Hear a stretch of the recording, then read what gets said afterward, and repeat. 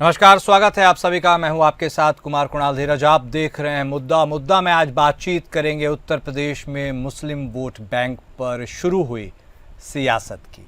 जी हां, मुस्लिम वोटों की होड़ सी लगी हुई है पार्टी वाइज। कौन सी पार्टी ऐसी नहीं है जो नहीं चाहती है कि मुस्लिमों का वोट उन्हें मिले। इसी के ऊपर आज हम चर्चा कर रहे हैं। उत्तर प्रदेश में मुस्लिम वोटों को लेकर सियासी दलों में एक होड़ सी मची हुई है। सपा प्रमुख अखिलेश यादव ने मुस्लिम नेताओं की बैठक बुलाई है, जबकि कांग्रेस, एआईएमआईएम और बीजेपी भी मुस्लिम मतदाताओं तक पहुंचने की कोशिश कर रही है। इमरान मसूद मुस्लिम वोटों को कांग्रेस के साथ जोड़ने का प्रयास कर रहे हैं। उन्होंने कहा कि अखिलेश यादव मुस्लिम नेतृत्व को खत्म कर रहे हैं और मुस्लिम मुद्दों पर खामोश रहते हैं। एआईएमआईएम ने राज्य स्तरीय सम्मेलन 2027 के चुनाव लड़ने की रूपरेखा बनाई है। पार्टी के प्रदेश अध्यक्ष शौकत अली ने कहा कि समाजवादी पार्टी को 90% मुस्लिम वोट देते हैं, लेकिन मुस्लिमों के मुद्दे पर अखिलेश यादव खामोश रहते हैं। बीजेपी के अल्पसंख्यक मोर्चा ने मोदी के साथ मुसलमान सम्मेलन किया है। पार्टी के प्रदेश अध्यक्ष कुंवर बासित अली ने कहा कि मोदी सरकार ने मुस्लिम समाज की जिंदगी में सकारात्मक बदलाव लाए हैं। अखिलेश यादव ने मुस्लिम नेताओं की बैठक में कहा है कि पार्टी को मजबूत करने और गठबंधन को जिताने के लिए काम करना होगा। उन्होंने कहा कि कांग्रेस के साथ गठबंधन बरकरार रहेगा और 2027 के चुनाव साथ में लड़ेंगे। वहीं भारतीय सूफी फाउंडेशन के राष्ट्रीय अध्यक्ष सूफी कशिश वारसी ने कांग्रेस और लोकसभा में नेता प्रतिपक्ष राहुल गांधी पर जमकर हमला बोला। मुसलमानों के लिए मोदी सरकार से सत्ता में हिस्सेदारी की मांग की। उन्होंने कहा कि राहुल गांधी के रवैये के ऊपर बतौर नेता प्रतिपक्ष संसद में मुसलमानों के मुद्दे पर जो वो खामोश रहे हैं उससे वाहत हैं। कशिश वारसी ने कहा कि उन्हें अफसोस होता है कि जो कांग्रेस मुस्लिम वोटों की राजनीति करती है वो कहती है कि मुसलमानों की हितैषी है, लेकिन उनके नेता पार्लियामेंट के अंदर मुसलमानों के मुद्दे पर शांत रहे। जहां एक और कहते थे कि हम पूरा साथ देंगे, तो वहीं वे वक्फ के मुद्दे पर संसद से बाहर चले गए। उन्होंने संसद से बाहर निकलकर एक अच्छा काम किया, ताकि ये कहलाने के हकदार नहीं हुए कि वे वक्फ माफिया के नेता हैं। तो कुल मिलाकर यदि चीज़ों की बात की जाए तो निकल कर यही आ रहा है कि मुस्लिम वोट बैंक और वो फैक्टर एक बार फिर से प्रासंगिक हो चला है, क्योंकि 27 में चुनाव भी हैं और ऐसे में तमाम पार्टीज मुस्लिम वोट बैंक अपने साथ लेकर चलने की कोशिश है। बीजेपी, जिन्हें समझा जाता है कि मुसलमान वोट नहीं देते, बीजेपी भी मुस्लिम वोट को अपने पाले में करने के लिए कोशिश कर रही है और इसी के लिए एक कार्यक्रम भी चला रही है। उसमें ये अपील की जा रही है कि मुसलमान भारतीय जनता पार्टी को वोट दें, लेकिन नतीजा क्या होता है ये वक्त तय करेगा।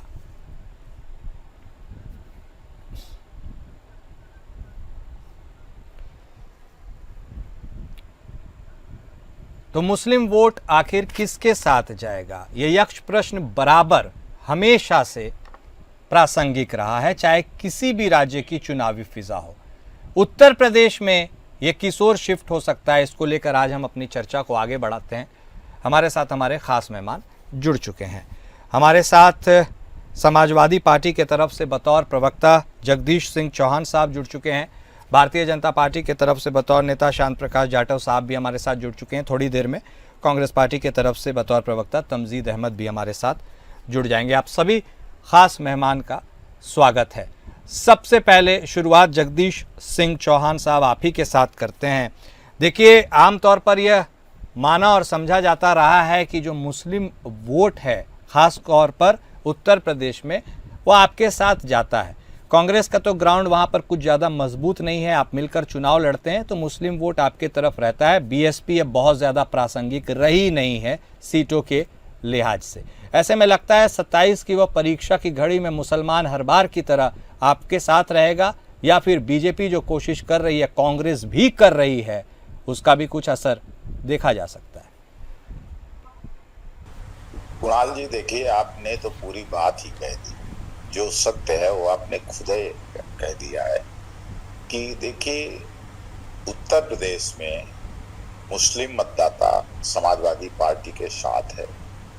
पूरा भरोसा है मुस्लिम मतदाताओं का भरोसा भारतीय जनता पार्टी की सरकार में दिन प्रतिदिन जो थोड़ा बहुत है वो भी टूटता जा रहा है, क्योंकि भारतीय जनता पार्टी की सरकार ने सदैव सांप्रदायिक राजनीति की भारतीय जनता पार्टी ने, और सदैव मुस्लिमों को सताया है, परेशान किया, उनका भरोसा और विश्वास तोड़ा। और ये बिल्कुल सत्य कहा आपने कि उत्तर प्रदेश में मुस्लिम भाई जो हैं वो समाजवादी पार्टी और उसके नेता आदरणीय अखिलेश यादव जी पर पूरा भरोसा करते हैं और उन्हीं को वोट करते हैं। और इसमें कोई कितनी भी कोशिश कर ले, ये भरोसा बड़ा मजबूत है, ये बिल्कुल मजबूत वो है, ये टूटने वाला नहीं है। हमारे नेता आदरणीय अखिलेश यादव जी सदैव मुस्लिम हितों में आगे रहते हैं और सर समाज के लिए आगे रहते हैं, ये ना कहना चाहिए, सर समाज के हितों के लिए आदरणीय अखिलेश यादव जी काम करते हैं, समाजवादी पार्टी काम करती है। ठीक है जाटव साहब, आपने सुना है भरोसा बहुत ज्यादा मजबूत है, जिस ओर इशारा चौहान साहब कर रहे हैं। आपके पार्टी में कुछ नेता कहते हैं कि मुसलमान वोट देते हैं, कुछ नेता कहते हैं मुसलमान वोट भारतीय जनता पार्टी को नहीं देता। फिर भी आप क्यों प्रयास कर रहे हैं? आपको लगता है कि कुछ मुसलमान वोट आपके पक्ष में आ सकता है या फिर इसका नतीजा सिफर रहने वाला है? देखिए, कांग्रेस और समाजवादी पार्टी ये अगर कहीं पर अपने अस्तित्व में है तो केवल झूठ की राजनीति के आधार पर है। धर्म और जाति का जो झूठा नैरेटिव ये समाज के बीच में बोते हैं, विशेष रूप से अनुसूचित जाति, मुस्लिम वर्ग और यादव वर्ग के बीच में, उनको बहकाना, उनको डराना। आप ये मान करके चलो कि मुसलमानों को इस कदर डरा रखा है इन्होंने भाजपा से कि अगर भाजपा की सरकार रहेगी तो न मालूम क्या हो जाने वाला है।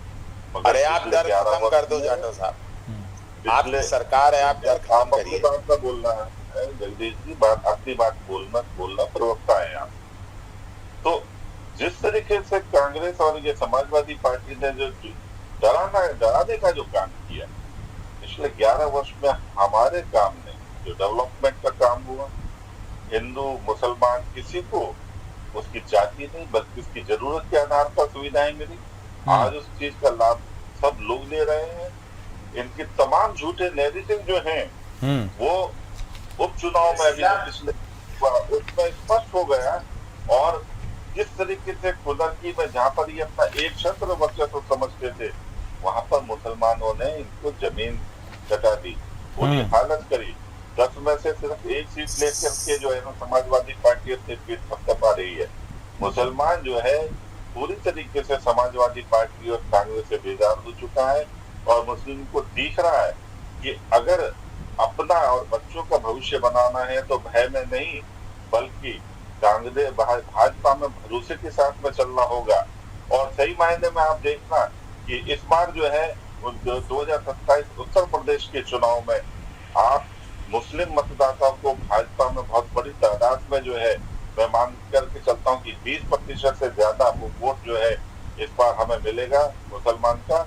और धीरे धीरे ये बढ़ता जाएगा ताकि इनकी भागीदारी भी जो है सत्ता में बने।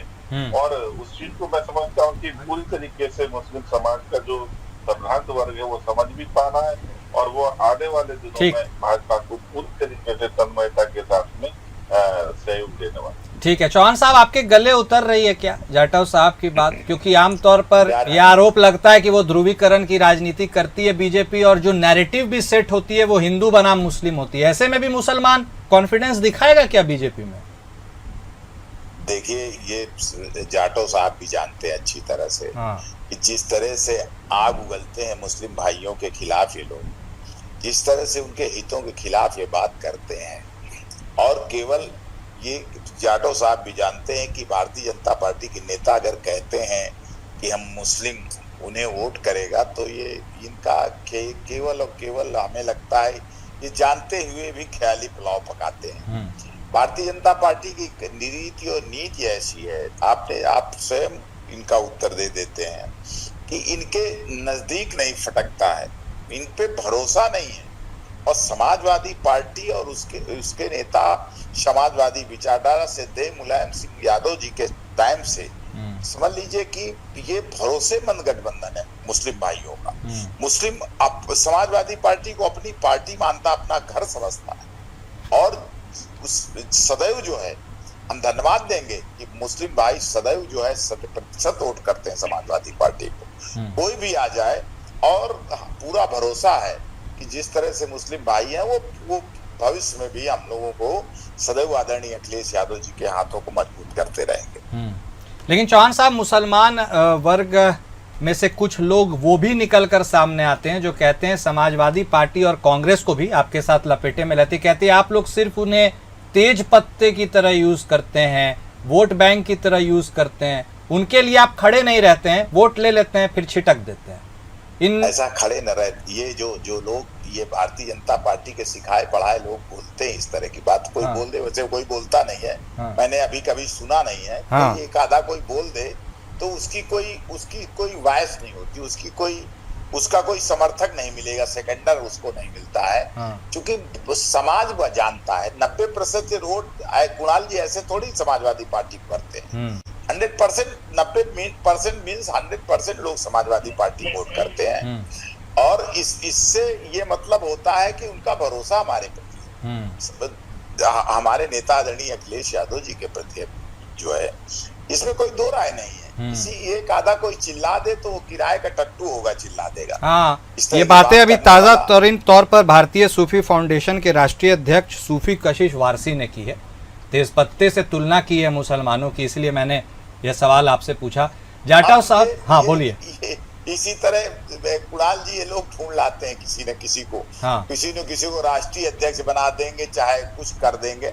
भारतीय जनता पार्टी अपना कोशिश करती रहती है, लेकिन उससे कोई इनको फायदा होने वाला नहीं। ठीक है जाटव साहब, आप जिस कॉन्फिडेंस में रहते हैं कि भाई कुछ मुसलमान या फिर धीरे धीरे ही उनका रेशियो बढ़ेगा, आपको वोट देंगे, क्या अंदर से भी आप मानते हैं, क्योंकि आप जो पॉलिसीज लाते हैं, चाहे यूनिफॉर्म सिविल कोड की बात हो या फिर जिस तरह से जो मस्जिदों का प्रकरण चला है, जो मस्जिद शाही मस्जिद का मामला हो, जिन्हें उसमें डर लगता है मुसलमानों के, और लेटेस्ट वक्फ का मामला हो, इन तमाम प्रक्रियाओं को देखने के बावजूद भी क्या मुसलमान, एक आम मुसलमान आपके साथ आने को राजी तैयार होगा? बहुत अच्छी बात आपने कही। सबसे पहले तो यहाँ पर मैं आपको थोड़ा ध्यान करा दूं, समाजवादी पार्टी और कांग्रेस ने जिस तरीके से पीडीए पर चुनाव लड़ा, पीडीए के नाम पर चुनाव लड़ा, उसके बाद में सबसे बड़ा धोखा पीडीए को ही दिया। नेता प्रतिपक्ष माता प्रसाद पांडे जी जो हैं, उन्होंने इनको नेता प्रतिपक्ष बनाया। वो कौन से पीडीए से आते हैं? तो जाहिर सी बात है कि ब्राह्मण समाज से, ब्राह्मण पीडीए अन्य से जो है ना वोट लो, और उसके बाद में ब्राह्मण को जो है नेता प्रतिपक्ष बना दो। इससे बड़ा झूठ क्या होगा? इससे बड़ा धोखा पीडीए के साथ में क्या होगा? इससे बड़ा मुस्लिम समाज के साथ में धोखा क्या होगा?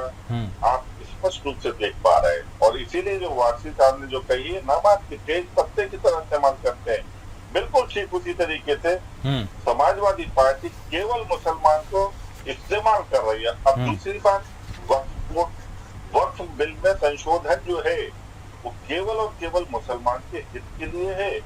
मगर वक्फ चला जाएगा तो मुसलमान का अहित हो जाएगा, ऐसा झूठा नैरेटिव गढ़ के इन्होंने किस तरीके से मुस्लिम समाज को भड़काने की कोशिश की।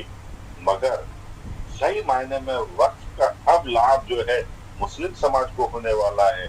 मुस्लिम समाज देख रहा है कि किस तरीके से वक्फ की संपत्ति या वक्फ के नाम पर जो माफियाओं ने जो है ना कैप्चर कर रखी है, उससे मुक्ति मिलने का समय आ गया। और भाजपा सरकार ने उसके ऊपर जो है ना कदम बढ़ाया।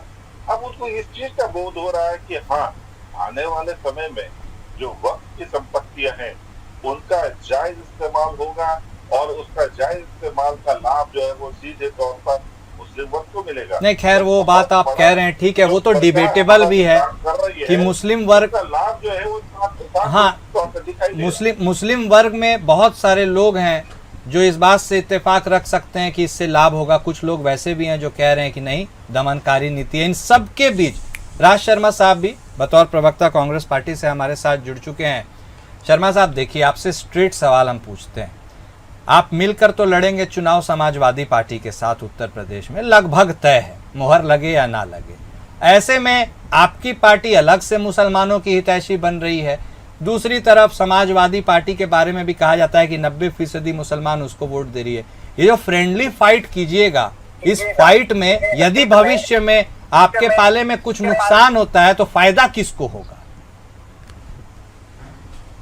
मैं एक बात कहना चाहता हूँ कि हमारी कांग्रेस पार्टी सिर्फ मुसलमानों के लिए नहीं, क्योंकि हमारी आजादी से समय से ये पार्टी है, तो हम लोग तो सब जातियों का वोट चाहते हैं। हाँ। अगर सब जातियों का प्यार नहीं होगा तो मुझे लग रहा है वो सरकार बनने लायक भी नहीं। हाँ। तो आप अगर ये कहें कि नहीं सिर्फ हम मुसलमानों के लिए करते हैं, तो मैं सोचता हूँ कि ये गलत बात है। इमरान मसूद हमारा साहब उद्देश्य खूब तेजी से लगे हुए हैं मुसलमानों को अपने पक्ष में झुकाने के लिए।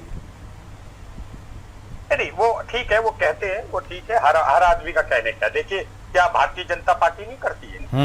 भारतीय जनता पार्टी भी हर जगह झुकाने के लिए करती है सबको। देखिए, राजनीतिक पार्टी है, हमें हर एक का वोट चाहिए।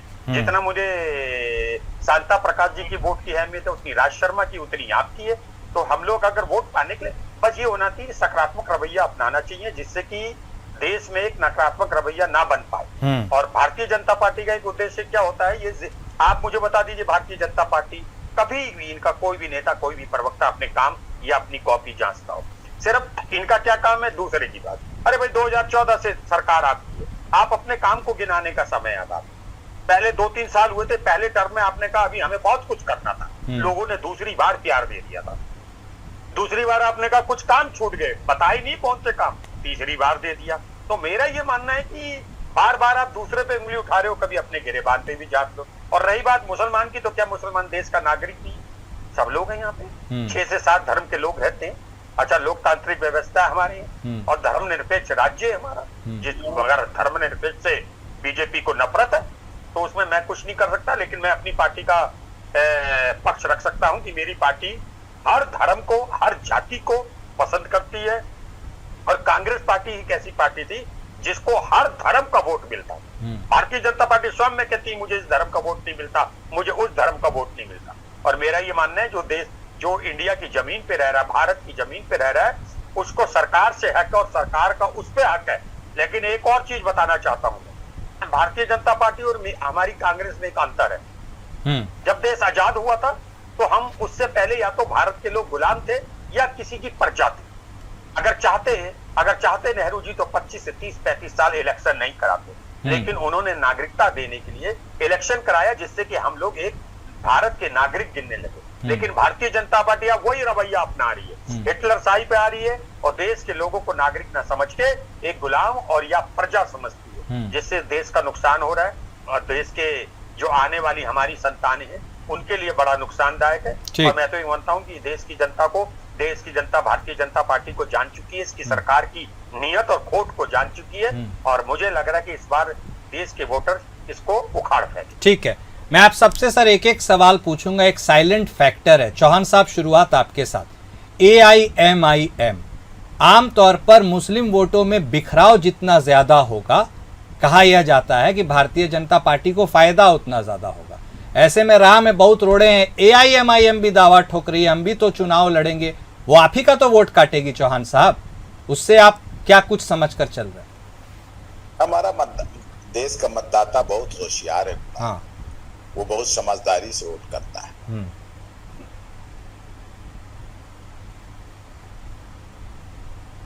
आपको कोई डर नहीं है? कोई डर नहीं, किसी तरह का कोई डर नहीं है। ठीक है, क्योंकि ऐसा ही कुछ खेल बिहार में भी हो रहा है, जन सुराज पार्टी के बारे में भी कहा जा रहा है, इसलिए अक्रॉस स्टेट्स यह लागू होता है। अब जाटव साहब, AIMIM को आप कितना फैक्टर मानते हैं और आपको लगता है क्या AIMIM जितना स्ट्रांग होगा आपकी पार्टी उतनी स्ट्रांग होगी? देखिए, सही मायने में पिछले दिनों की घटनाओं को देख करके इंडिया अलायंस का विशेष रूप से समाजवादी पार्टी और कांग्रेस का जो चेहरा है, राष्ट्र विरोधी चेहरा, वो ऑपरेशन सिंदूर का इन्होंने जिस तरीके से उस पर जो पाकिस्तान का पक्ष लिया है, स्पष्ट हो गया है। और देश की जनता जो है वो बहुत अच्छी तरह देख रही है कि ऑपरेशन सिंदूर पर प्रश्न खड़े करने वाला समाजवादी पार्टी और कांग्रेस, ये नेतृत्व जो है वो किसी भी सूरत में देश का भला नहीं चाहता। तो स्वाभाविक बात है कि यहाँ के जो नागरिक हैं, इन दोनों को तो पूरी तरीके से नकारने वाले हैं। बेशक से चाहे कितना ये छाती पीटे कि हमें वोट मिलेगा, मगर इनको देश की जनता जो है पूरी तरह नकार चुकी है। और देश के साथ जो भी राष्ट्रवादी विचारधारा के साथ चल रहे हैं उनको लाभ डेफिनेटली मिलेगा, उसमें कोई भी पार्टी हो सकती है। और साथ ही साथ हमने जिस तरीके से ऑपरेशन सिंदूर को जो है बेहतरीन तरीके से अंजाम दिया है उसका हमें लाभ मिलेगा। देश की जनता जानती है कि देश के अंदर भी और बाहर भी सुरक्षा का काम हमारी पार्टी मोदी जी के नेतृत्व में कर रही है, इसलिए देश जो है वो मजबूत हाथों में है, इसे और मजबूत करने की आवश्यकता है। ठीक है शर्मा साहब, वोटों के बिखराव का आपको डर है क्या? क्योंकि AIMIM ने क्या कुछ किया था बिहार विधानसभा चुनाव में पिछले बार, ये किसी से छुपा नहीं है। कोई नहीं सोच सकता था 5 सीटें वो झटक लेगी। क्या उसे अंडरमाइन किया जा सकता है उत्तर प्रदेश की राजनीति में भी, या आप भी आश्वस्त हैं हर किसी की तरह? नहीं, देखिए किसी को अंडर एस्टिमेट लेने की कोई जरूरत नहीं होती। राजनीति है, राजनीति में हर चीज अस्थायी होती है, दोस्ती हो, दुश्मनी हो, जीत हो या हार हो, इसमें किसी को अंडर एस्टिमेट लेने की जरूरत नहीं होती। लेकिन शांता कुमार जी को मैं एक चीज बात कहना चाहता हूँ। शांता कुमार जी बोले तो भारतीय जनता पार्टी दुनिया में सबसे बुरी पार्टी वो होती है जो अपने देश के नागरिकों को, अपने विपक्षी दलों को विद्रोही देश के संग तुलना करने लगी। तो मैं सोचता हूँ कि भारतीय जनता पार्टी जब बात करती है ऑपरेशन सिंदूर की, तो इससे बड़ी शर्म की बात नहीं थी। जिस दिन मेरे देश का एक CRPF का सिपाही अपने प्राणों का निछावर कर रहा था, उस दिन ये अपने बचानों को, अपने कार्यकर्ताओं के संग तिरंगा यात्रा निकाल रही थी। देश के चाहे भूतपूर्व सैनिक हो चाहे सैनिक हो, उनके अंदर जो विद्रोह है वो विद्रोह इसलिए ऊपर नहीं कहते हैं वो क्योंकि हम देश की अस्मिता को प्यार करते, देश के लिए वफादार है, भारतीय जनता पार्टी को दी। और रही बात शांता कुमार जी, अगर आप अपने विपक्षी दलों को दोष देते रहोगे तो याद रखिएगा आपका अपना दोष जिस दिन फूटेगा उस दिन आप फिर वही 2-3 में आ जाओगे। मुझे लग रहा है 2 भी नहीं रहेंगे। और मुझे तो एक चीज बतानी चाहिए, आप ही का नेता तो गया था बिना बताए, बिना कैबिनेट को बताए। मेरे देश में कोई प्रधानमंत्री भी पाकिस्तान की जमीन पे नहीं उठा। मेरे किसी भी विपक्षी दल के नेता कोई जिन्नत की मजार में फूल चढ़ाने नहीं गया था, गए आप ही के थे दोस्त। तो इसलिए कम बोलोगे तो ज्यादा आपकी कमियां छिपी रहेंगी, ज्यादा बोलोगे तो वैसे भी अब सावन आ रहा है, सावन में थोड़ा अपने पाप को धो लेना, हर हर महादेव कह लेना, तो थोड़ा बचे रहोगे, वरना याद रखिएगा आपका हजर बहुत बुरा होने। ठीक है, बहुत धन्यवाद आप सभी खास मेहमान का हमारे साथ जुड़ने के लिए और इस चर्चा में शामिल होने के लिए। वक्त इतने की ही इजाजत देता है। मुद्दा में आज बस इतना ही। नमस्कार।